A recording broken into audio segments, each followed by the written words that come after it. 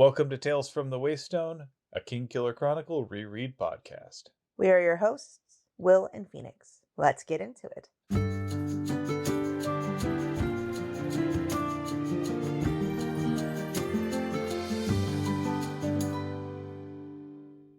Welcome to Tales from the Waystone, Season 2, Episode 52, Kvothe the Barbarian, where we will be looking at chapters 108 and 109 of The Wise Man's Fear through the lens of unexpected journeys.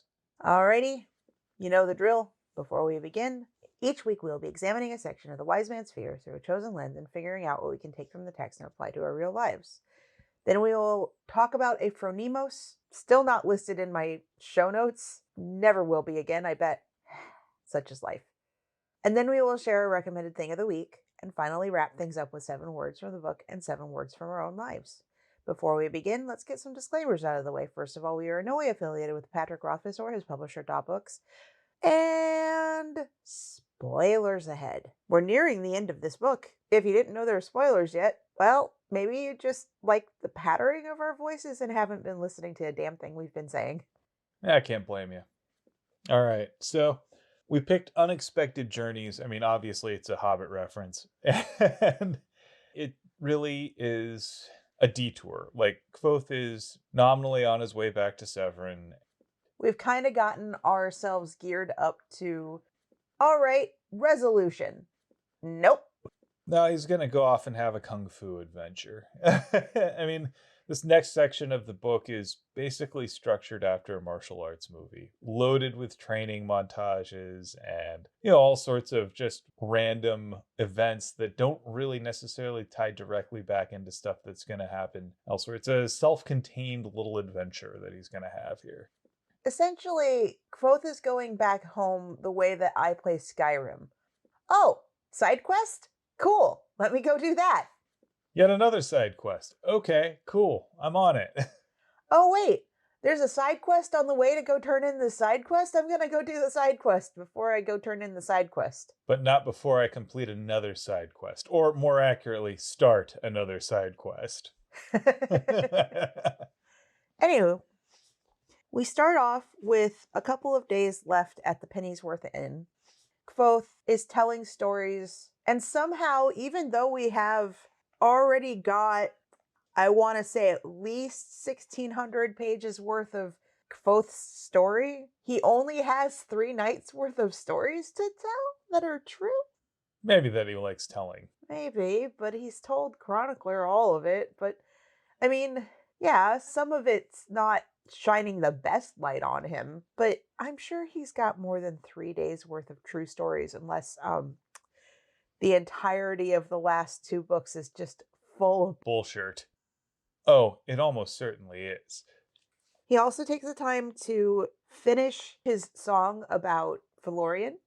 He also implies quite heavily that he's been enjoying Losi's company. I don't think he implies it. He flat out says it. Oh no, he just implies that the scratches on his back are acquired during said company. Nothing wrong with that. Masochist. If you're into it, No kink shaming. Yeah. I'm not sure, though, that I would enjoy it. Let's just put it that way. Then again, I'm not into that. But what I mean is that I don't necessarily find pain pleasurable. Yeah.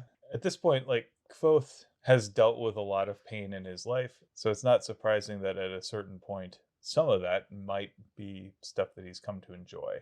I don't know.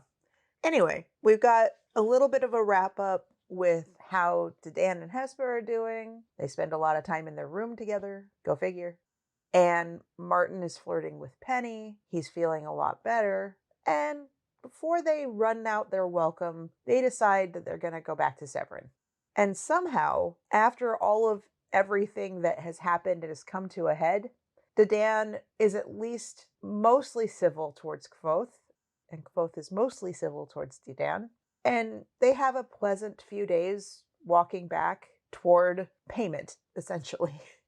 At this point, there is a great big yellow question mark over Mayor Alvaron's head, which ostensibly means there's a quest reward at the end of this. In theory. But not before Kvothe gets into another side quest. Of course. But also interesting in here is on the journey back to Severin, they encounter a group of troopers where Kvothe gets to have his usual Edema Rue exceptionalism exposed. He is very classist in a really weird way. Yeah, yeah. So these are a bunch of struggling traveling performers, and I guess they had been using bear baiting as one of their primary means of spectacle. Essentially having a bear travel with them. I'm assuming that that bear was quite old and or toothless and or decrepit. Heavily abused. Oh, absolutely heavily abused. Like no circus animal or performing animal, especially in this kind of environment, this kind of world, is treated well. Yeah. But said bear died about a year ago by a dog bite, and now this group is struggling even more. It's 3 adults and 1 child, probably about a 9-year-old boy. And everyone else has a filter except the little boy does not. And so he is our tells Kvothe everything and anything. So one of the things that we get here is Kvothe trading his song about Felurian for something nebulous from them. And the little boy is like, I made up a new verse for Tinker Tanner, and it's rather salacious for a 9-year-old. And Kvothe is like, okay, well, that's good, but how do you like this? And the little boy's just like, I like mine better. Fair play. Absolutely. And Kvothe commends the kid for sticking by his verse. And then we get a different version of the Lackless rhyme. 7 things stand before the entrance to the Lackless door. One of them a ring unworn, one a word that is forsworn, one a time that must be right, one a candle without light, one a son who brings the blood, one a door that holds the flood, one a thing tight held in keeping. Then comes that which comes with sleeping. Did I get that right? Then comes that which comes with sleeping. Okay, yeah, okay. I did. I did write it down right. Okay, just It does sound a little bit weird considering that comes is in there twice. yes. I assume that the thing that comes with sleeping is dreaming, but let's just refresh ourselves on the original version that Kvothe is aware of. Sounds good. So, what is known as the girl's version, because it was the little girl that taught him this. 7 things has Lady Lackless, keeps them underneath her black dress. 1 a ring that's not for wearing, 1 a sharp word not for swearing. Right beside her husband's candle, there's a door without a handle. In a box, no lid or locks, Lackless keeps her husband's rocks. There's a secret she's been keeping. She's been dreaming and not sleeping. On a road that's not for traveling, Lackless likes her riddle raveling. This one seems more directly related to Kvothe's mother, probably, because of that reference to raveling. And once again, the boys' version, 7 things stand before the entrance to the Lackless door. 1 of them a ring unworn, 1 a word that is forsworn, 1 a time that must be right, 1 a candle without light, 1 a son who brings the blood, 1 a door that holds the flood, 1 a thing tight held in keeping, then comes that which comes with sleeping. This one is not quite as ribbled. I agree with that, but also there are some references here that are similar. So one of them is about Lady Lackless, and one of them is Lackless door. We do have references to rings. We have references to words, a sharp word that is not for swearing, a word that is forsworn. 1 a time that must be right is not really related to right beside her husband's candle, but we've got 1 a candle without light. We do have 1 a son who brings the blood. Could be Kvothe. This one reads almost like a prophecy that has been handed down through time with the Lacklesses, whereas the other reads like someone who has taken that prophecy and then made a lewd parody of it. In reference to a specific person in that line. Exactly. So we've got she's been dreaming and not sleeping, which kind of correlates here to then comes that which comes with sleeping. You know, there's references in the girls' version to the Lackless box. There is implication that the word box is being used as a metaphor for something like anatomy.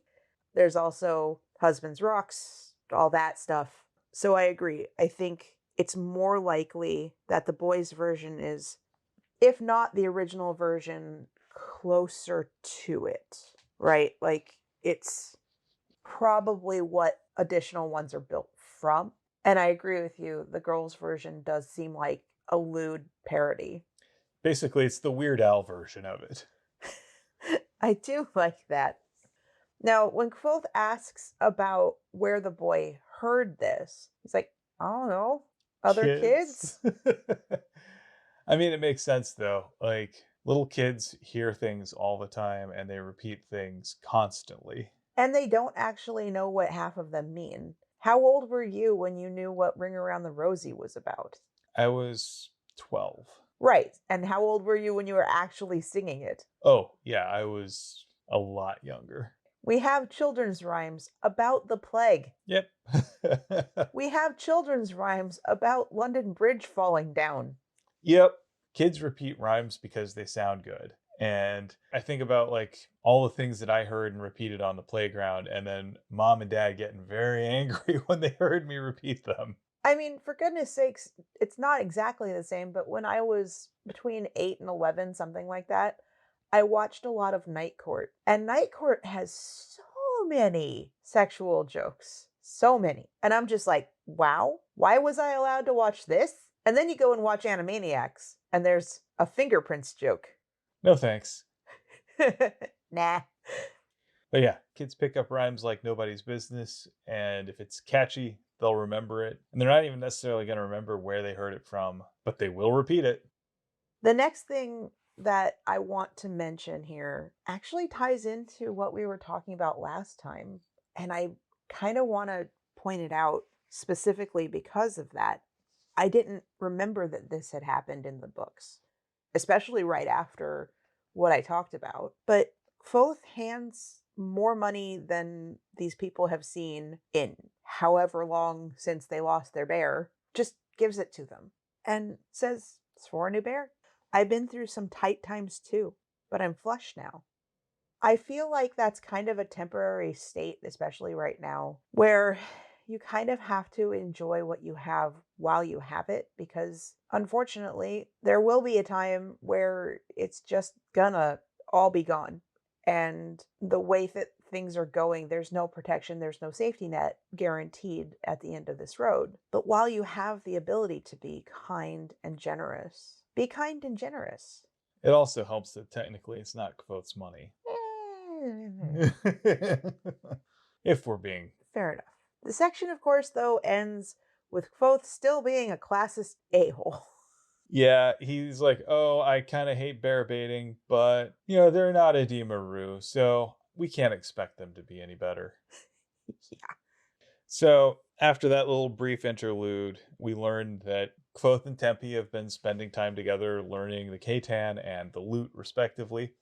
And so, at a roadside stop at one of their inns, they're outside practicing both the lute on Tempe's side and the Katan on Kvothe's side, when Tempe encounters other Adem mercenaries. I would say more that the other Adem mercenaries encountered them, but Point is, this is the first time outside of Tempe that we've actually seen other Adem.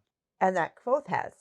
So Kvothe naturally is curious about what's going on. But he's trying to be respectful, so he continues cultural appropriation. Yeah, it's awkward. Tempe has a discussion with the other 4 Adem, and Kvothe can see that the conversation's tense and probably knows in his heart of hearts that he should back off and not approach and not bother them. What does he do? No.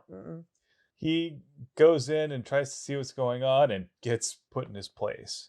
He goes to say, hey, friend, let's include me in this conversation, and holds his own for like 30 microseconds. And essentially is physically rebuffed easily by one of the mercenaries who he originally assumes is male, only to realize, oh, wait, I'm a sexist a-hole. And, oh, look, how did I miss that? Boobs. I mean, she basically swats him away that you would just an annoying fly. It's like, please leave, go away. So he does, and then he continues to do the Katan in front of them and continues to just get Tempe in more and more trouble. Yeah. So then after that encounter, Tempe and Kvothe have a moment where Kvothe learns that he's gotten Tempe into trouble. He has convinced Tempe to do things that are taboo, namely teaching another without permission to teach another about the Lithani and the Katan. And to make matters worse, Kvothe is a barbarian. And through all this, Tempe reveals that he has to go back to Hert, his hometown, to face the judgment of his teacher, Shayan. We get a revisit to the conversation with the Kvothe. You laughed at fairies until you saw one. Small wonder all your civilized neighbors dismissed the Chandrian as well. You'd have to leave your precious corners far behind before you found someone who might take you seriously. You wouldn't have a hope until you made it to the storm wall. The storm wall, behind which is Hert. I think Kvothe does have two motives. One, I think he does genuinely feel some responsibility for Tempe's predicament. And he does confirm with Tempe that his going with him would help. I think that's smart of him to ask and not to just assume. In this case, going to Hert and proving that he is of the Lithani would help Tempe, because otherwise Tempe will be cut away from the Adem. And it's more than just saying you can't come back. It's basically being told you're no longer part of your people, part of your heritage. And that's a lot. So there are some real stakes here for Tempe, and we'll get into that in the next chapter. So what's the other warring impulse? The other impulse is not so much a warring impulse, but a parallel one. The other one is to see if perhaps the Adem might be able to tell him more about the Chandrian. I mean, we know that that's been one of Kvothe's great curiosities and driving impetuses throughout his life, pretty much ever since that fateful day when his parents were killed. That said, he also does have, I think, a kind and noble impulse to be there for his friend and help speak in his friend's defense. With that, let's move into chapter 109, Barbarians and Madmen. Training montage! Yeah, this is basically a training montage. And I mean, we don't necessarily need to go into the full daily blow by blow, but let's start off here with the way things go when they depart. So Kvothe leaves Dedan with a letter to take to Alvaron, but not the purse. I think that's a smart choice because I believe Dedan would drink and piss it away. I mean, it's not like Kvothe hasn't been dipping into the kitty himself, so. Here, have a bear. Right. Also, he is both hopeful, sad, and trying to be realistic about his chances of seeing Denna again in Severin when he goes back, and settles on, well, she's probably not there anyway. The Kvothe said she's not there, and Felurian says the Kvothe doesn't lie, so she's obviously not there any longer. I mean, all of these are reasonable assumptions. Let's put it this way. If Kvothe's only reason to go back to Severin was to see Denna, that probably wouldn't have been a wise decision in the first place. So here we get a little bit more of the flavor around Tempe's predicament. In Adem culture, it's considered abnormal and against custom to take a student without permission from your instructor, because absolutely they don't want a situation where someone who is not qualified to teach takes on a student. And then it goes beyond that if said student is an outsider. Like, who are you teaching our ways to, and how badly are you butchering it? This is seen as a breach of trust with Tempe's teacher and his people. Remember that the Adem hold their culture very close, and they hold their combat philosophy as a very closely guarded secret. It is very powerful, and with that power, of course, comes great responsibility. Must also come. Yeah. That's not the point. I was trying to parallel it, not quote it. But everyone quotes it wrong. But I wasn't quoting it, so that's neither here nor there. I love this bit here. When Tempe says he will face Shayan's judgment, he says it's not so much a trial as a questioning. Shayan will ask him why Tempe has taken this course of action, and Tempe will answer, I saw in Kvothe Goodiron waiting, he is of Lithani, he needs Lithani to guide him. And then Shayan will judge Kvothe to see if this assessment is true. Is Tempe judging Kvothe's character accurately?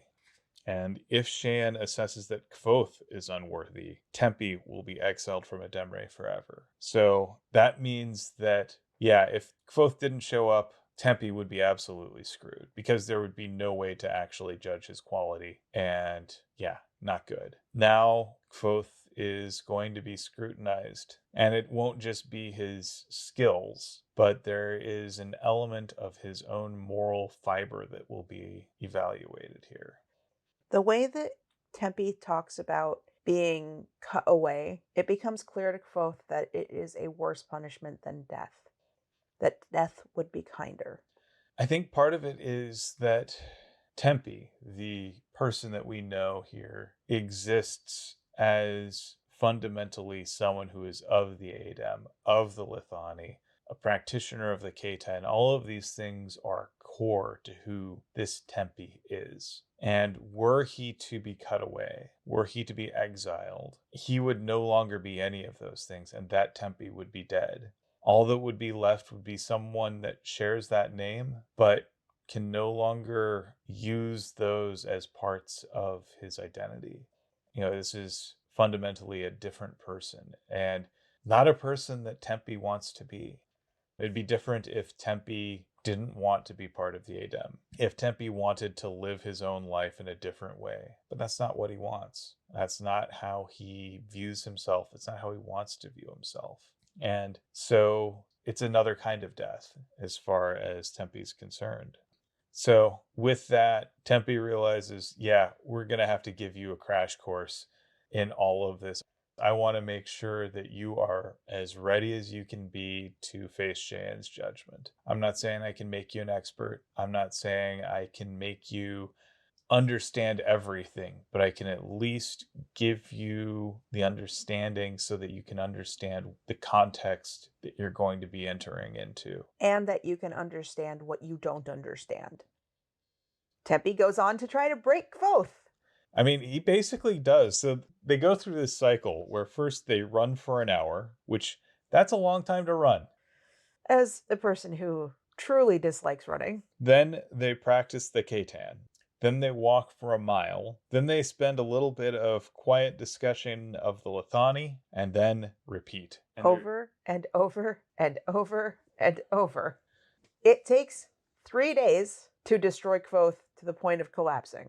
This is pretty brutal. Like, they're actually covering quite a bit of ground, too. I mean, it's not like they're sprinting, but like if you're running, you're probably going 5 or 6 miles an hour.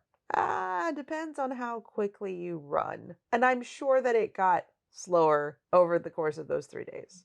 But this doesn't really interest me that much. The thing that interests me is that at the point of exhaustion, Kvothe is able to give Tempe answers about the Lithani better and more quickly and more to Tempe's liking than he was when he was fresh, when he had the time to think, when he tried to guess what Tempe wanted out of him. So the thing that we kind of get from this cycle, from this montage, is the Lithani is not a path, but a means for choosing a path. And it's not really a code of actions so much as it is a way to help identify the right action in uncertain circumstances. It's not a deontological set of commandments that are always true at all times, but rather a set of principles that help guide decision making in split seconds. It is fundamentally designed for dealing with uncertainty and dealing with combat situations that require split second committed decisions. And it requires earnestness. The sorts of answers that Tempe values are ones where Kvothe isn't trying to get the right answer, but is actually just saying what he thinks. Not even what he thinks. He's bypassing thinking. Right. It's just a gut reaction and trusting that gut. And the work that they're doing with the Katan, with all of these discussions, all of the running, the physical training is helping to develop and hone those instincts so that Kvothe can just rely on those in that instant. Because if we think of any sort of conversation, he wants to converse as if it's a fight and vice versa, which is to say, you will not have time to consider every possible course of action. You will only be able to just see what is in front of you and make a choice and commit to it. And you will make that decision based on the way you feel best about doing, acting as best you know how, and just not thinking about it, but doing. And it is acting with complete and utter conviction in that sense. There's no room for half measures. There's no room for wishy-washiness. There's no room for waffling or taking your time to really consider everything. You are presented with a choice and you have to act as quickly as possible. And that is the same way that they have to converse when they're talking about the Lithani. Specifically about the Lithani and nothing else. The Lithani is about those split-second earnest decisions. It's earnestness and conviction that they value, not consideration. It doesn't come from your head or your heart, but your gut. It's about listening to your feelings and speaking as earnestly as possible. All of this flies in the face of everything that Kvothe has had to deal with at the university, in academia, where everything is about training your mind to do exactly what you tell it to do. It's a really good contrast. One of the best parts of what happens to Kvothe is also worrying to Tempe. Kvothe stops realizing what language he's speaking. He's not doing the thing where he's like translating through his native language. He's just speaking. And he thinks he's speaking a Turin, and he most definitely is not. And at first he's like, that means I'm good at this, right? And Tempe goes, you speak good for a child. You are using very simple sentence construction. You are making yourself understood, but not elegantly. And Kvothe immediately thinks, but then I need a bigger vocabulary, right? And Tempe says, no, actually, it's not about knowing all the words. It's knowing when to use them and how to use them. You don't need to have a massive vocabulary to write well. And in fact, I have a wonderful story about this. Back in college, I was assigned a number of essays where I had word limits. And at first you're thinking, but to explain myself, I need to use all of them. And no, you need to use them well. You need to use your allotment well, which is great that I have an editor literally sitting across from me right now who edited my papers for me and helped me shorten some of the sections, made it so that it was clearer. Yay. Enter the next year. I am a TA for said teacher who assigns these essays to the freshmen in the game design department. And I've made friends with one of the new freshmen who is like trying to game the rubric. And he was insistent that if he explained himself well and went over the word limit, this is making Will rage already, that he would just lose a few points in the word limit thing, but he would gain a lot of points in the other parts of this. And I'm just sitting there sighing and trying to explain that I do not want to read anything that goes that far above. Because he's like, once you hit the word limit, it doesn't matter how many more words you put in. You've already lost those points. You mean that that section is only supposed to be 700 words? What if I write 15,000? And I looked at him, I'm like, I will not read that. The teacher will not read that. Anyone else grading this will not read that. You are being rude. Yeah, one of the things that in my career, I've had to make a living with my writing. One of the things that I've learned is that in a professional setting, almost never has the feedback been, "It'd be great if it were longer." Like, it's always, does this clearly and accurately say what needs to be said in such a way that people come away with it with a better understanding than when they started. And usually, the longer you get, the more opportunities for people to screw that up there will be. And expanding doesn't make it good. No. You can feel like, oh, I have really gone into depth onto this subject, and I think that the people who need to know will be better educated for it. No, that is not true. Most of the time, the people are going to be reading this on their mobile devices or in an email in between 50 million other things. And they are not going to be in a situation where they want to have to devote deep thought to figuring out what's going on. So, brevity works. Direct sentence construction works. And all of those things that you think are helping your case probably aren't. It doesn't matter what kind of flourishes you put on it, it doesn't matter any of that stuff. You want simple and direct. And yeah, yeah. But what I did take away from this is so Kvothe has this bit where he says, well, if I see a woman and I think that she's beautiful, do I just say that you're beautiful? And Tempe says, no, you'll just say beautiful and you will let her figure out what needs to be there. To a point, I'm okay with this. I also, though, like directness. I know. I'm getting, though, to the part that I think is actually really meaningful here. So after this little conversation, Tempe just says, proud. He's saying to Kvothe, I'm proud of you. I'm proud of the work that you're doing. I'm proud of how seriously you're taking this. I'm proud of you for doing all of this physical training without complaint. You ran up to your limits and maybe a little overboard. I'm proud of you for trying that hard. I'm glad I caught you. You're fine. Let's get you some water. Let's get a little rest and then we'll get back to it. You have a long way to go, but I'm proud of you for taking this journey. He also says, I'm proud of you for the fact that you went along with me without complaint for so long. But part of understanding the Lithani is also understanding your limits. Absolutely.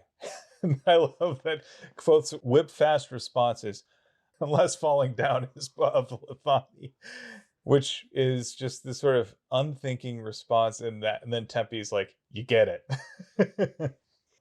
There's references here after to how this kind of delirium state that Tempe is inducing in Kvothe is similar but not similar to the Heart of Stone. So he calls this one the spinning leaf.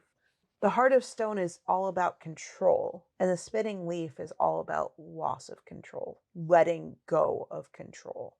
It's also calling to mind all of those times like the Court of the Wind where Kvothe watches the leaves blowing through the court and it's kind of mesmerizing. The questioning hall, yes? Yeah, where he is letting go of trying to explain everything, where he's letting go of trying to control everything, where he is just acting. This is what Eladin has been trying to get him to do.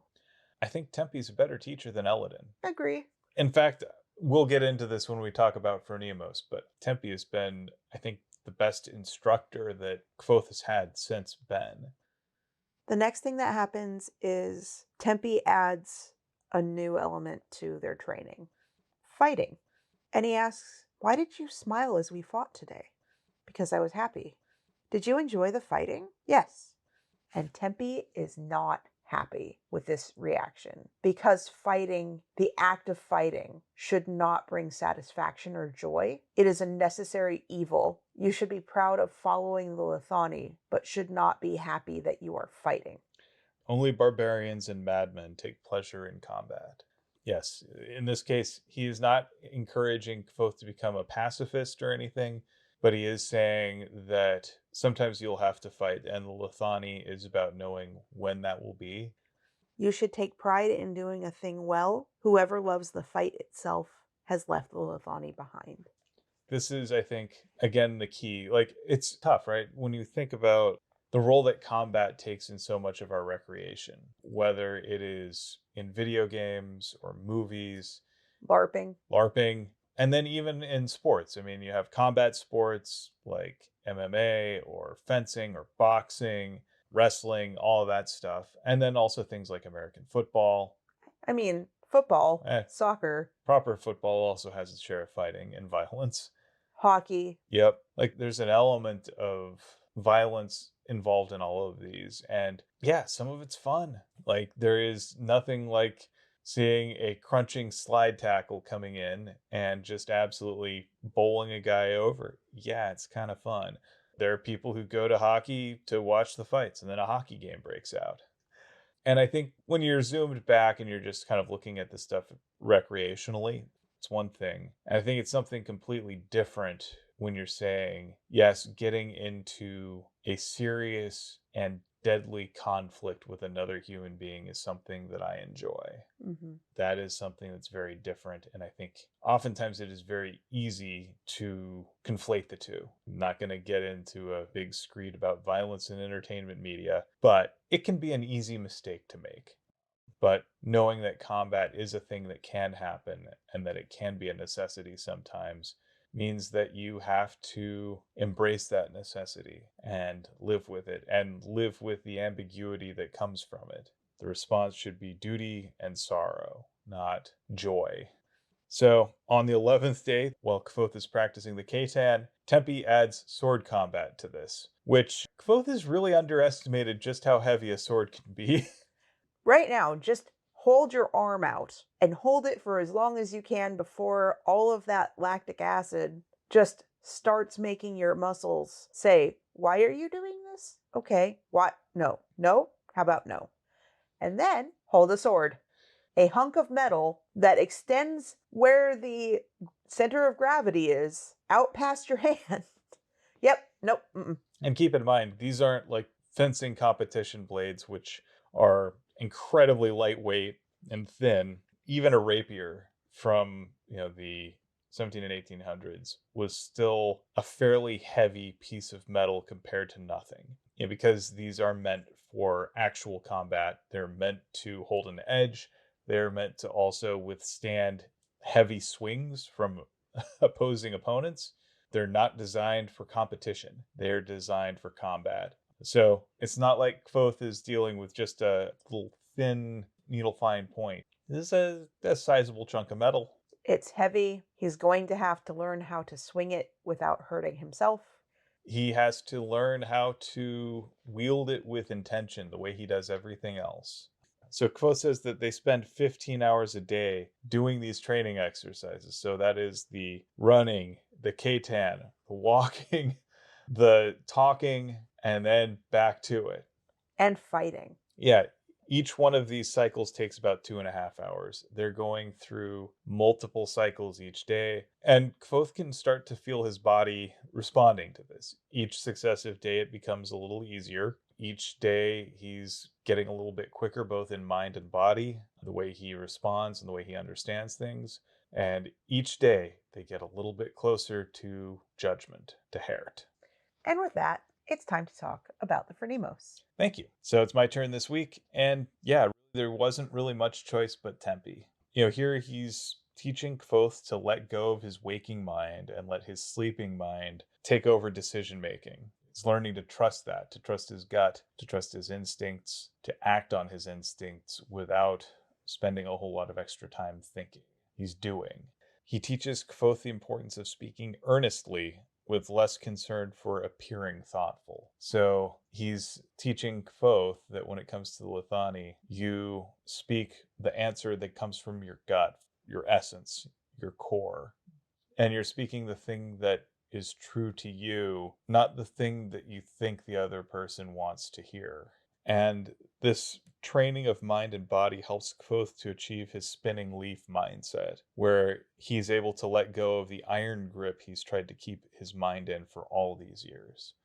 If we think about everything that we've seen with Kvothe pretty much since his time in Tarbean onward, he's been in this constant state of trying to force his mind to do exactly what he wants it to do. And Spinning Leaf is the exact opposite. It is allowing his mind to do what it needs to do and what it wants to do, and harnessing that as opposed to try and rein it in and control it rigidly. He is sailing, not driving. And so the other thing that we see here is that Tempe takes responsibility for his mistakes. He says, I made a mistake in so cavalierly just training you, but I have to own that mistake now, and I have to accept the consequences of it. He doesn't force Kvothe to go with him to Demre. He gives Kvothe the choice. He doesn't even ask, though. Kvothe asks. I think part of that is if Kvothe wasn't able to recognize that he needed to go to Ademre, based on everything that Tempe has told him and taught him. If Kvothe didn't recognize that, then Tempe would deserve to be exiled. Right, because Kvothe, being of the Lithani, would think of it on his own. And it proves the point that Tempe is trying to make about Kvothe's worthiness. Right. Tempe fundamentally does believe that Kvothe is worthy. He does believe that Kvothe has this great potential in him and that he is worth training. Tempe believes this earnestly, and he has given Kvothe the opportunity to arrive at these conclusions himself. And so when Kvothe, unprompted, says, "Would it help if I go with you?" Tempe says, "It could." But he knows that this was the right decision. This is a confirmation. And then throughout all of this, he does a really good job of balancing the sense that, yes, Kvothe has room to improve. Kvothe hasn't mastered everything. He says, you still have a lot to learn. And at the same time, he says, I'm proud of you. I am glad that you are doing this. You are making progress. You have a long way to go, but you are taking a journey of your own choosing that is difficult, and you've done so without complaint. I am delighted to have you as my student. This is the sort of stuff that Kvothe has really needed to hear for all of these years, and he hasn't gotten that at the university. Like, if you think about at the university, he's always been in large classroom settings, and he's been just sitting here trying to please these distant masters who have to deal with the board, and they have to deal with grading, and they have to deal with school administration, and they have to deal with all of the politics that come along with that, and with rule compliance and all of these things that stand in the way of actually nurturing their students' growth. Elladan, for all of his brilliance, is a terrible teacher. He speaks in oblique riddles, he does a terrible job at setting expectations, and he doesn't really do a good job of actually training his students. The students who do the best are doing stuff outside of anything Elladan is teaching them.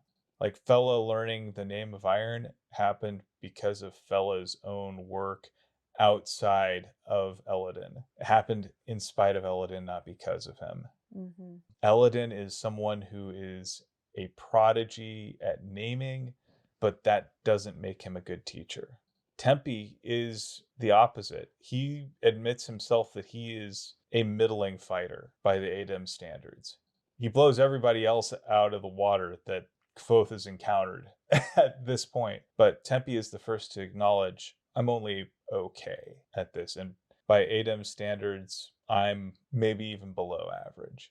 But that doesn't mean that his instruction hasn't really helped Kvothe in meaningful ways that, if Tempe were this genius at fighting, Kvothe might not have been able to learn from it, because it's really hard to teach someone to do something that comes natural to you.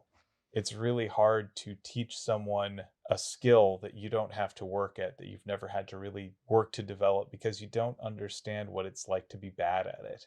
Yes. Actually, I'm going through that right now, and we'll get to it more as we go along once I get into my recommended things. Awesome.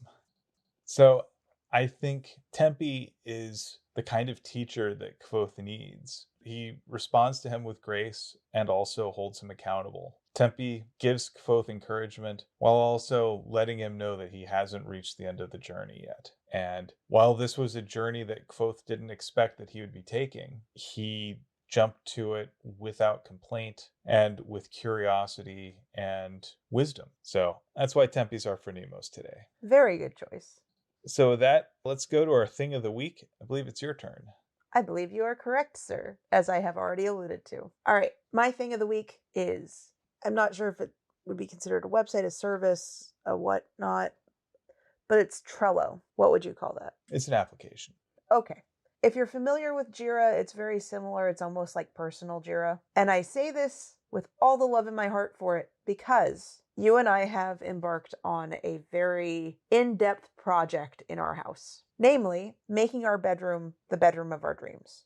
We together, if I look through pictures of our previous bedrooms, have kind of neglected our shared space, our shared sleeping space, our shared relaxation space, our shared dedicated no TV space, our shared dedicated restful space in every place that we've lived. There's a bed. Cool. Are there side tables? Maybe. Is there a pile of clothes in the corner? Oh, almost certainly. Right. And it doesn't wind up being truly restful. It's just a place we sleep. We decided with our house to do something different. Our first two projects really were getting your room, that is your office, and the guest room, ostensibly, into a state that is truly for you, restful for you, a loving space that feels like a gigantic hug to be in. And we did the same for my room, which is where we record. And we made sure that the things that were here were recharging to our respective mental states. We finally have the ability right now to work on our room. And a lot of it is construction and talking about it is really hard to teach someone something that comes naturally to you. I'm the more handy of the two of us. Yay, subverting gender roles. But I have more skills and more knowledge about how to use a miter saw and how to safely use a nail gun and how to put flooring in and not get frustrated. Or I have an understanding based on other things that I have done that will lead me to be able to do something much more easily. The reason that I chose Trello, though, is because both of us, you especially have ADHD, but both of us have the thing where you hyperfixate and you might not finish it. You start off strong, and then the last week's worth of stuff takes you like 4 months. And I refuse, because right now our bed has to be in the living room. I refuse to keep sleeping in the living room long term. And Trello allows me to put very broken down bits of the project in lists that have items that are movable. And so if something happens, like a couple days ago, I destroyed my hand doing some cutting by hand with a box knife, and it took me out of commission to be able to do some of the other things that were dependents on the next bits. I was able to extend our time frame without killing our momentum. I was able to put the things that we needed to get done in the next couple days and kind of just get an idea of how long things would take. I'm also able to look at that list and go, is that too much for one day? Realistically speaking, I can label things and say this will take less than an hour. I can label things and say this will take a half a day. It's so useful and helpful to have those little broken down tasks, those little bits that are movable. It is very helpful and it keeps us on track. Yeah. Well, and the other thing that's really helpful about it is, so Trello, of course, draws a lot of inspiration from agile methodology. And a large part of that is getting out of the waterfall world, where you are constantly trying to do everything in a perfect sequence. This follows this, follows this. It is recognizing that there are things that you can do out of order or in parallel, that you don't have to wait for all of these things to happen, and using that to get more done. So in those situations where your hand is out of commission, there are other tasks that we can move in for the day that'll still need to get done sooner or later. We can do those now instead of trying to wait for your hand to recover so that you can do the one thing that we think that we have to do today. But there are other things that we can do that are still beneficial, that are still going to give your hand the time it needs to recover, and we will still have made progress. Also, a thing that we did is made a completed list where we don't just delete the thing that we got done, we put it in completed so that we can see all of the things we've accomplished. Visual progress is really helpful, and it also lets you see at a glance what's left, how much you've gotten done, and then you can relax knowing that, yeah, we did that. And then if there's ever a question of, did I remember to do that? You can always check and see, oh, yes, there it is. It's already been checked off. It's there. It's been done. It feels so good to have that list of completed tasks growing, because you can go in and look at the room and go, it doesn't look like I did a whole lot. And then you realize it doesn't look like I did a whole lot because what I did took skill and time. And to me, it might not look like a lot of progress because I was so myopic, so into it, so directly on it. But we had carpet in that room a week and a half ago. Also, the walls were just a plain grayish beige. And now they're not. They're dark blue with a backing ready for board and batten to be installed, which is the next thing we're doing is the trim. And I'm excited because I get to use a miter saw that we borrowed from a friend. And if you want to see progress shots, they are up on our Discord. Indeed. Well, with that, let's move into our 7 words. All right. Yeah, you had words from the book this time. What'd you pick? Alrighty. There were a lot of options, none of them like my favorite. And so what I chose is I've been through some tough times too, because it was so personal to me. Yeah, it's that reaction of empathy and gratitude. Kvothe isn't spending a lot of time feeling guilty about his current financial success, but he's also not blind to the plight of others. I think what's really important here is that there are a couple of branches that you can take on this path after you gain some form of stability. One is to say, well, I got mine by hard work and sacrifice. So everyone should have to work hard and sacrifice. And if they work hard in the same way that I worked hard and sacrificed in the same way that I sacrificed, they will get the same result. Not true. The other one is, okay, I'm going to help them so that they don't have to do the stuff that is painful and hard and might have a negative outcome anyway. Another way to look at it is I hit a couple lucky breaks that allowed me to make choices about the kinds of hard work and sacrifice that I would be able to make that allowed me to achieve success. And yes, I still had to do a lot of difficult things. I still had to work hard. But if it weren't for those breaks that went my way, I wouldn't be in a position to make those choices because not all hard work is going to be equally rewarding. Not all sacrifices are going to get you what you really need. Sometimes the sacrifices are just things that you lose and you don't get anything beneficial out of them. And you're not always in a position to choose which of those things you're going to devote your time and effort to.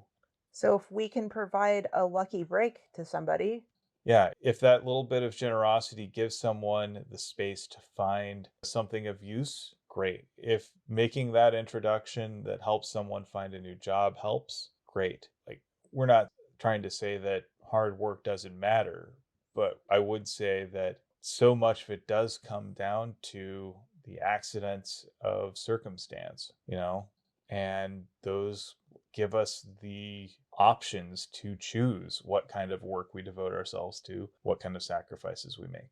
again, though, if you look at your options and take the selfish route or take the selfless route, taking that selfless route, especially if it's not a hardship on you, because again, Kvothe gave away the mayor's money.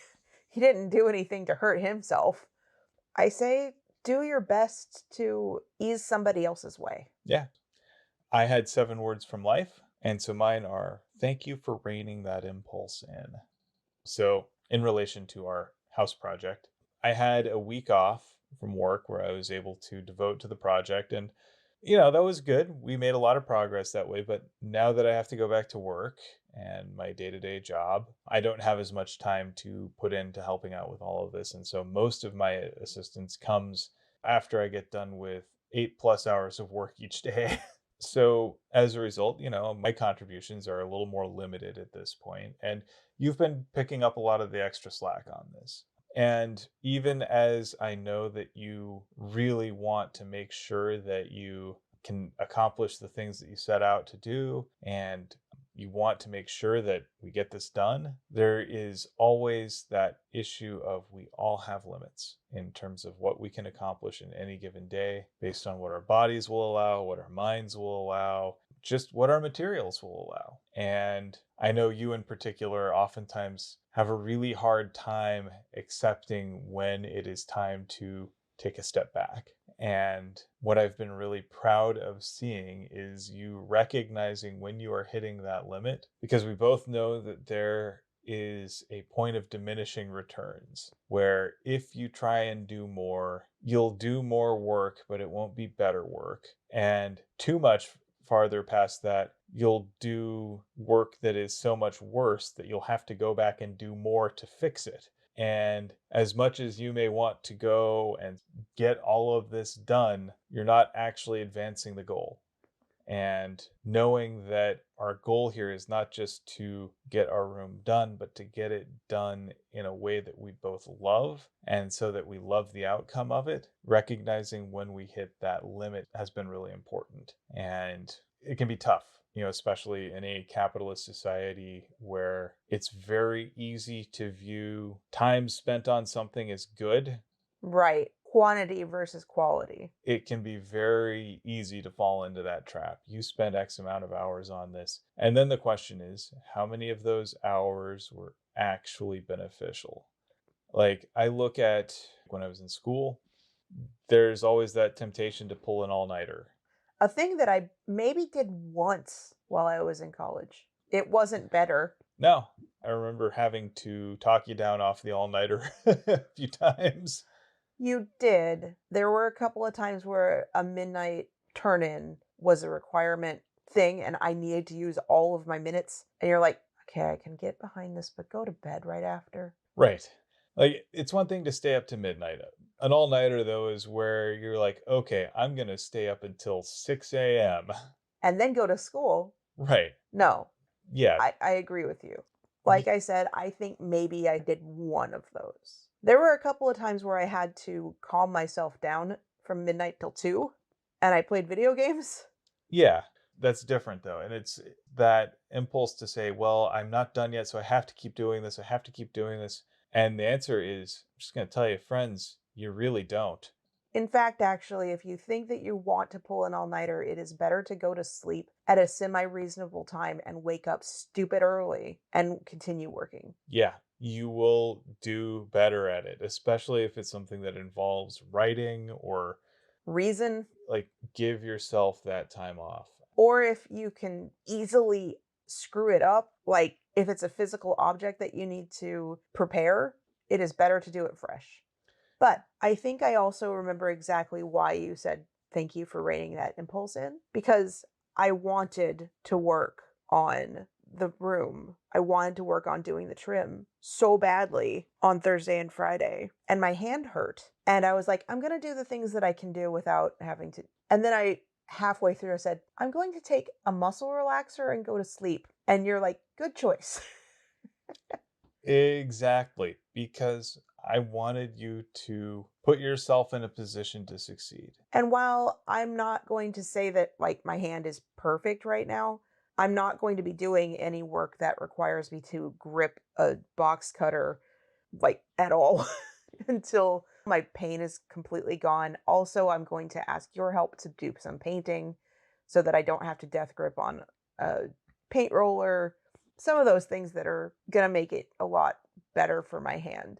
I also went about getting compression gloves and some other things just to make sure that I'm taking care of myself above the I need to get this done. Absolutely.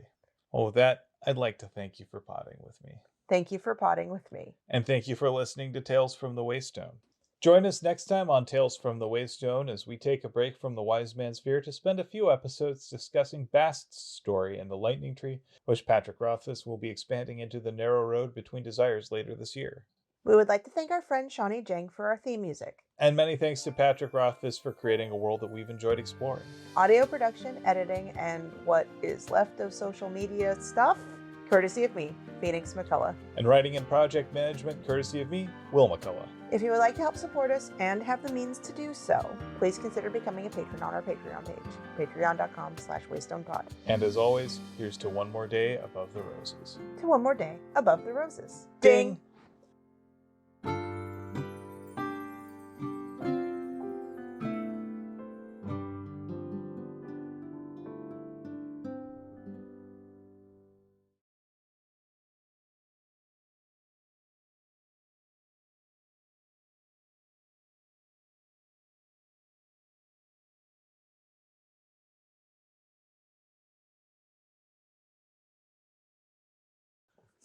Side effect to it actually suddenly getting cold, runny nose.